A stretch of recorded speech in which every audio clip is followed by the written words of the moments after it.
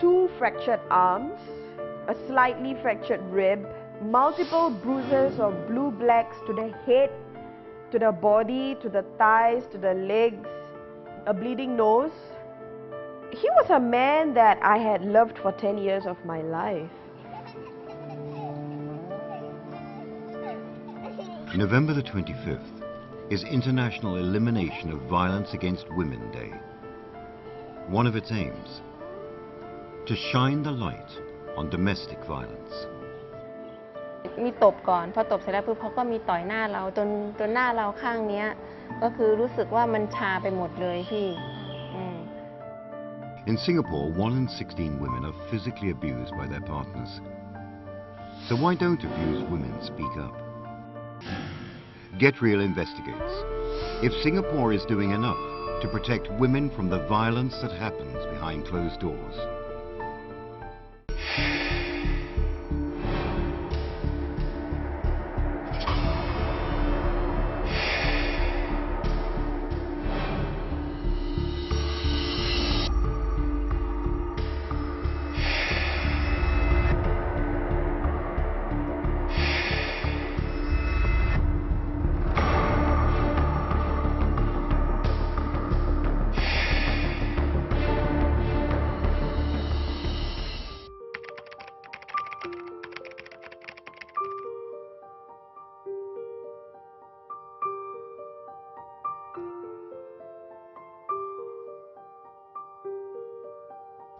In Singapore, over 150,000 women have been hurt by the people closest to them. And contrary to popular belief, domestic violence cuts across ethnicity, education levels, and economic status.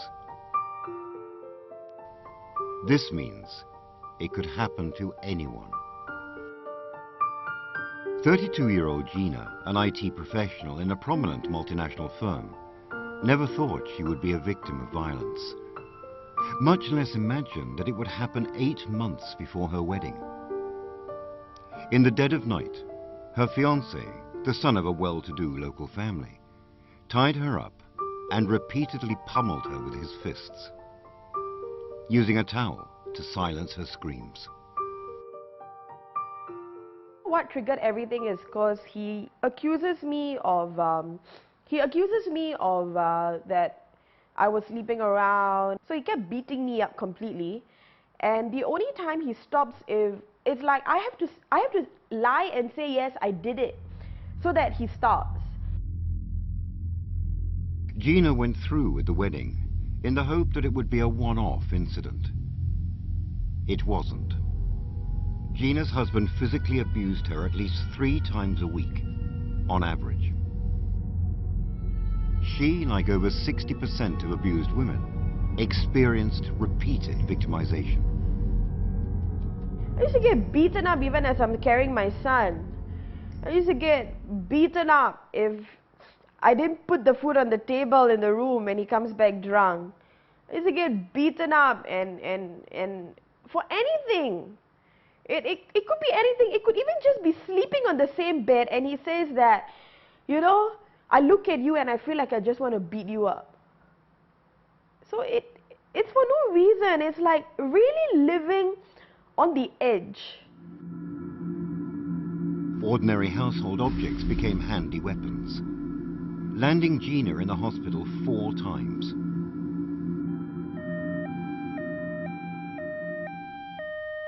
It took a year and a half, 2 broken arms, and a fractured rib for Gina to tell her family about the physical abuse. All I wanted was a family. I wanted a family where my son had both mom and dad, and I felt that I didn't want my family to disrespect him. I didn't want them to look down on him because he was beating me up. My family came immediately when they knew of what all he has done to me. They came immediately. When my mom spoke to his mom, she cried her heart out. She said, I didn't give birth to my daughter for your son to beat her up this way. But his mom just looked at my mom and said, you should know about your daughter better. You should know about her attitude, her temper. Singapore's Association of Women for Action and Research, or AWARE, has been working on women's rights issues since 1984. And as project manager of their We Can campaign, Kokila Anamalai focuses on domestic violence in Singapore. And she says that Gina's mother-in-law's reaction is not uncommon. And it is one big reason why many abused women don't speak up. They fear being blamed. There is definitely a presence of victim blaming in our society, right? Often what victims hear when they voice their desire to leave this trap is, if you didn't talk back, you wouldn't get hit. But in Singapore, it's particularly concerning because we hesitate even to use the language of violence. We still call it family problems, private matters, and there is a lot of conservatism about addressing violence as violence, about calling it a crime. The beatings became more violent and more frequent after her son was born. After 2 years of suffering and silence, Gina called the police in fear for her life. According to the 2010 International Violence Against Women survey, only 2 in 10 women reported the most recent incident of physical violence to the police. Studies show that the closer the relationship to the abuser, the less likely it is for the victim to seek help from the police. I loved this man for 10 years. When you have a person that you thought that you were going to marry and you're going to have a beautiful life, you're always going to keep forgiving. I prayed for a miracle every day. Miracles just didn't happen. So I stayed on because sometimes I felt that I didn't have a support. I didn't want drama. I didn't want humiliation. There seems to be almost a process of filtering out that act and say, yes, my husband strangled me, hit me, punched me with a fist, but when it's my husband, there's less of a possibility of me defining it as a criminal act. 37-year-old Evelyn didn't have any such trouble. She called the police the first time her husband of 1 year physically assaulted her. They had been arguing about their monthly expenses when her husband lost control of his temper. He punched me on my face, and it's really like non-stop a few times, and then he actually pushed me on the cupboard, and then after that, when I was trying to get up, if I didn't remember wrongly, he pushed me down again. So I felt that, I couldn't even like defend myself. Yeah, so that's when I decided to call the police. When the police arrived, they gave her husband a warning. In Singapore, the police can only arrest someone if they find evidence of grievous hurt. The minimum requirement for that, a bone fracture.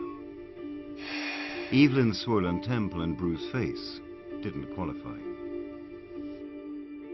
When the police came and said that they can't do anything because it's a family dispute, I felt a little bit like helpless and lost.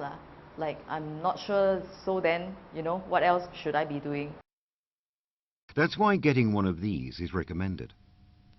If you have a personal protection order or PPO, any subsequent act of violence becomes a seizable offence under the Women's Charter. The police can arrest a family member on so much as a threat of violence if you have one of these. Evelyn applied for her PPO here after her husband's assault. She was granted the PPO easily because her husband did not contest the application. With the PPO, Evelyn continues living with her husband, and so far, her husband has kept his fists to himself. The PPO does make me feel a little bit safer, at least, if it happens again, or even before it happens.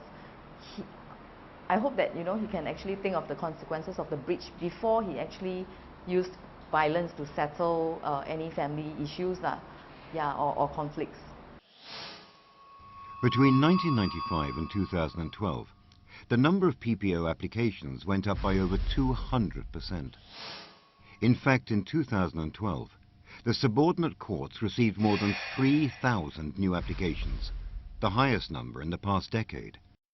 It is difficult for us to ascertain whether this is because, as a general population, we are becoming much more abusive to women, or is it because our women are more aware of their rights and are more willing to come forward. According to the Family Court, there has been a threefold increase in family violence cases since 1995. There is no specific breakdown, but the majority of these cases are spousal violence. The PPO is a legal tool that provides protection against family violence. But just how effective is it? My fractures and all that, my bleeding nose, my fractures, my fractured rib, my multiple bruises, everything was all after the PPO.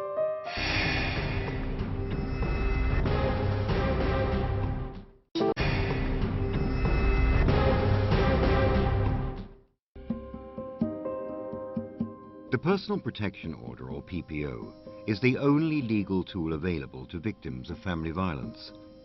If you have a PPO, any subsequent threat or act of violence by a family member becomes a criminal offence. According to the Singapore courts, in the last 3 years, about 1 in 10 PPO requests were made by foreign spouses. In part because the number of foreign spouses has gone up over the years.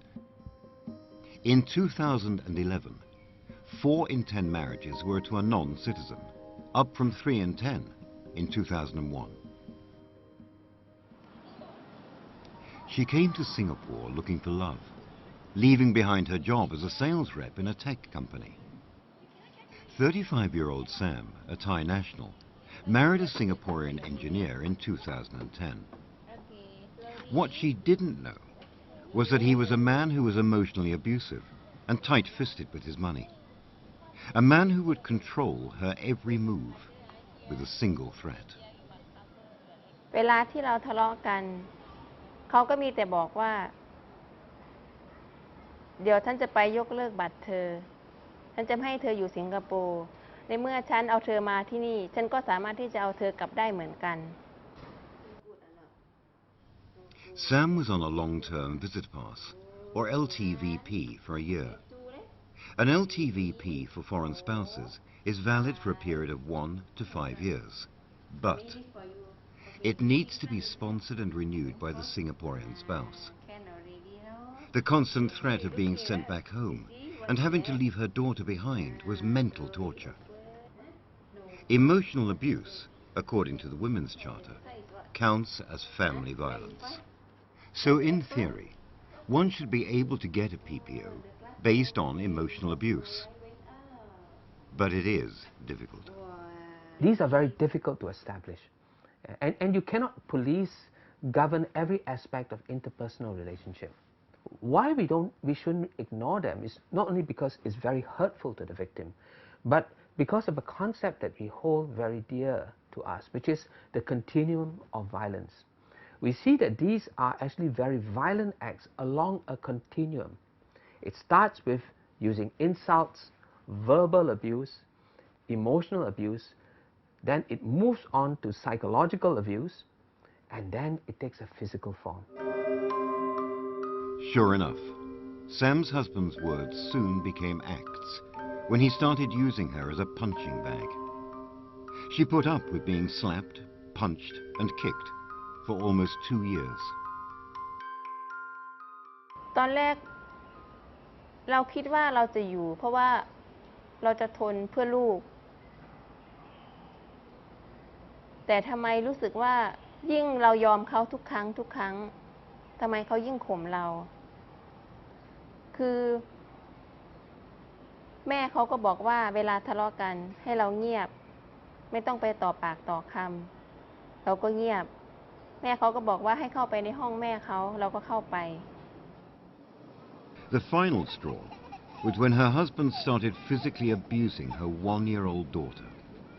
แล้วลูกก็วิ่งเข้าห้องแฟนก็วิ่งเข้าไปในห้องแล้วก็ปิดประตูพี่แล้วลูกก็ร้องอยู่ในห้องแล้วก็เคาะประตู เพราะว่าทำอะไรเขาก็ไม่ยอมเปิดพอสักพักหนึ่งเขาก็เปิดลูกออกมาก็คือเห็นรอยเนี่ยเต็มตัวลูกแล้วทีนี้เราก็เลยไปส่งลูกที่โรงเรียน After that incident, Sam decided to apply for a PPO for herself and her daughter. She had already found a job and was on a work permit. Her stay in Singapore was no longer dependent on her husband. But after talking to her lawyer, she changed her mind about trying to get the PPO. คือเราไม่มีลูกพี่ คือเรามีแต่คือหลักฐานคือเขาตีลูกเราไปเอาหลักฐานที่โรงเรียนครูก็คือบอกมาว่าเห็นรอยก็คือรอยตีของลูกเนี่ยมันอันตรายแต่คือเราไม่มีรูปเพื่อที่จะให้ตำรวจดูก็คือเราไม่มีรูปนั่นแหละพี่ถ้าเรามีรูปเพื่อที่จะไปโชว์ที่ศาลเนี่ยบางทีเนี่ยถ้าสู้กันเรื่อง PPO เราอาจจะได้แต่นี่คือเราไม่มีรูปเป็นหลักฐานให้กับทางศาลทนายเขาก็เลยไม่ให้เราก็เลยไม่ได้สู้เรื่อง PPO You don't actually need police or medical reports when applying for a PPO. But they help if the accused party contests the application and it goes to trial. And Sam's lawyer suspected that would be the case with Sam's husband. Without a PPO, Sam and her daughter did the next best thing. They moved out. Last year, just picking out an outfit he didn't like could have set Gina's husband off. His frequent physical assaults meant that it was fairly easy for Gina to get a PPO. But it didn't make much of a difference in Gina's case. I thought it would be something where he would take it very seriously. And then I realized, no. What difference did it make? It's just a piece of paper, right? I was still getting beaten up. It didn't scare him. He just looked at it that, if I do something to you, never mind, it's $2,000 fine, it's just a 6 months, maybe it's just a 2 weeks imprisonment, it's cheap. Breaching the PPO is a criminal offence. The penalty? 2,000 Singapore dollars and/or 6 months in prison. In fact, animal abuse in Singapore incurs stiffer penalties than that. The penalty for that, 10,000 Singapore dollars and/or 1 year in prison. Which is why some advocates argue that the penalty for the breach of the PPO is too small to act as a deterrent. Singapore's PPO also doesn't include a restraining order. A restraining order would prohibit the violent family member from contacting or being within a certain radius of the victim, thus minimizing continued harassment, verbal or physical. Our PPO is quite generic and it's very limited to just these two acts, either threatening or hurting. In many other countries also, PPOs come with a domestic exclusion order, which means if I get a PPO, that means the perpetrator will be removed from the house, regardless of who owns the property. The PPO isn't, and shouldn't be, the only means of preventing domestic violence. Are you and I doing our part to help victims speak up?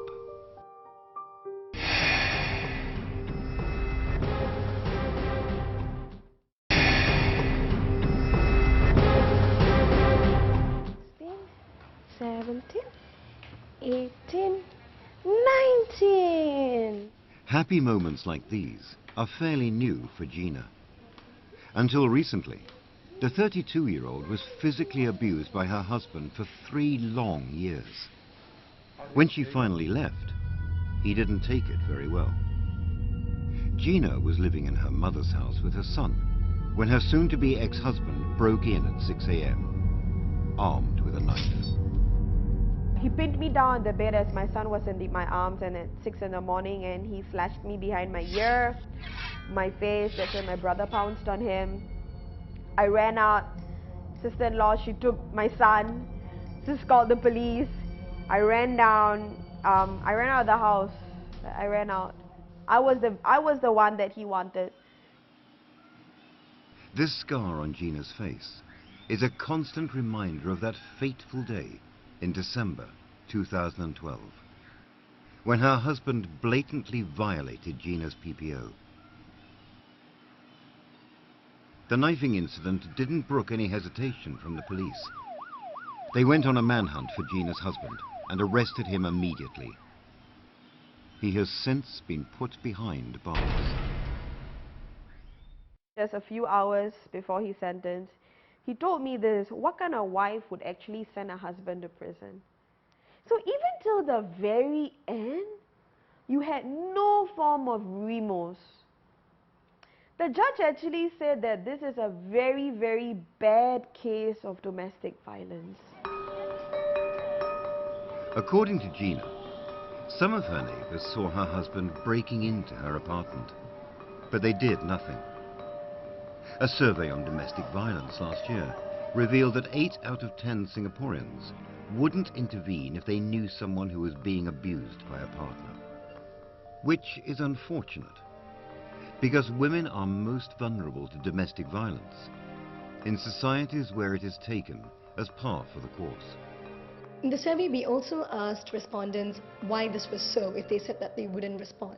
And some of the common answers given were, it's none of my business, or I don't know how to intervene, it might be a one-off thing, or that they're afraid that the perpetrator might get even more aggravated. Aware, an organization that fights for women's rights, hopes to right these wrong attitudes here. Through the We Can campaign, launched earlier this year, maybe we don't give people enough of an assurance that we care about their safety. Why are they directing their advice at her? They should be saying to the man, what are you doing? This is out of line. You know, you shouldn't be... The campaign targets both women and men, teaching them how to address domestic violence. Offer your own place as somewhere that she can go to so that she doesn't have to be... Seek help. Really, really seek help. If you get beaten up, it's not your fault. Men, if you actually see that you are beating your wife after hearing what I have to say and your behavior is that such, go seek help. Go seek help. Ask your wife for forgiveness. Go seek help. Change your habits. Be good to her. The home is meant to be a sanctuary. Unfortunately for some women, it is where their worst nightmares become reality. The safety of our women begins and ends with you. It doesn't have to be a standoff or a showdown. But if you suspect someone is in the same situation as Gina, or Evelyn, or Sam, speak up.